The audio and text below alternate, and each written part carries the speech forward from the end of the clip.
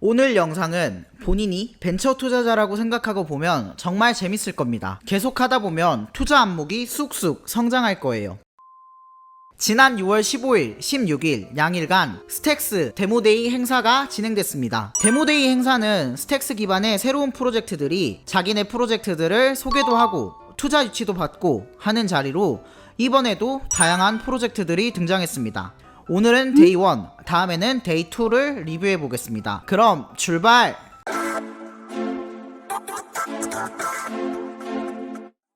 데모데이 시작 전 스택스 엑셀러레이터의 트레버 오웬스가 비트코인을 연계한 스마트 컨트랙트의 종류와 개념, 그리고 그 중에서 스택스의 장점에 대해 짤막하게 설명하는 시간이 있었습니다. 이 내용은 제가 예전에 따로 소개했었지만 다음에 이 영상을 베이스로 따로 한 번 더 만들어 볼게요. 아마 스택스 매력에 더 흠뻑 빠지실 수 있을 겁니다. 그 후 스택스 파운데이션의 브리테니와 히로 시스템의 알렉스 밀러의 에코시스템 업데이트 발표가 이어졌는데요.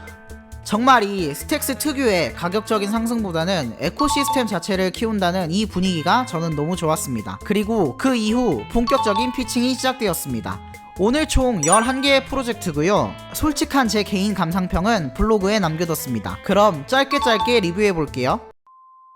첫 번째, 원허들. 원허들은 배우고 싶어하는 모든 것, 직업 훈련을 게임 툴로 바꿔준다 라는 비전의 프로젝트입니다.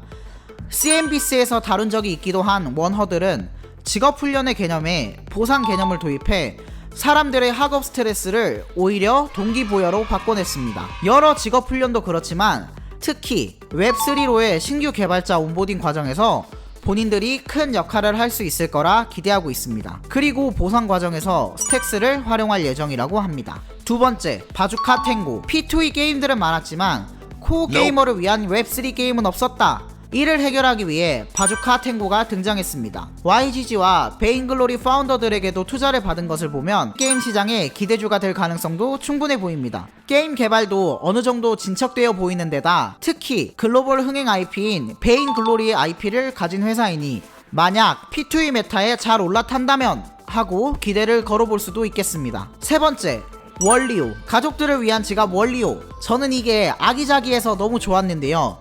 가족끼리 스택스로 적금 들기, 가족 여행 기금 모으기, 대학 등록금 모으기, 크립토로 용돈 주기, 엄마한테 엄마 이 NFT 사고 싶어요 하고 요청하기 등등 많은 기능이 있습니다. 웹2에는 이런 거 없나? 진짜 괜찮은 컨셉 같다고 생각했습니다. 하지만 유부남에게는 안 좋을지도? 네 번째, DLC 링크. DLC는 Discrete Log Contract의 약자로 대략 이해하면 비트코인에 오라클을 적용한 후 따로 비트코인을 변형하지 않고도 다른 체인에서도 스마트 컨트랙트를 쓸 수 있게 해주는 기능으로 요약할 수 있습니다. 그렇게 되면 랩BTC처럼 코인을 랩핑하지 않아도 되고 제3기관에 의존할 필요도 없죠. 보다 더 긴밀한 비트코인과 스택스 간의 상호작용이 가능할 것으로 기대하고 있습니다. 네 번째, 엘리먼트 A. 시티코인 연관 프로젝트입니다. 시티코인을 홀딩하고 있으면 도시 내 핫스팟을 매우 빠른 속도로 쓸 수 있게끔 유저들에게 제공합니다. 지금은 단순한 와이파이 제공 모델이지만 향후 지역 기반의 프로그래밍 가능한 물리적 네트워크가 형성되면 그 위로 많은 것을 빌딩할 수 있을 것이라 기대한다고 합니다. 다섯 번째, 이파이오니어 고. 비트코인 기반의 탄소 중립 디파이 이파이오니어 고. 탄소 배출권을 온체인으로 올려서 거래하려고 하는 플랫폼으로 자기네 토큰도 만들고 시티코인과 연계해 탄소 배출권 거래 시스템도 만들고 하겠다고 합니다. 이미 이 프로젝트는 콜롬비아에서 사업을 어느 정도 영위해본 경험이 있으며 현재는 탄소 배출권 사업만 진행 중이지만 추후 태양광, 농작물 등 다양한 사업을 진행하겠다고 합니다. 특히 이 팀은 팀원들이 엄청 화려해서 기억에 남는데요. MIT의 노벨상 수상자에 그래서 기억에 남습니다.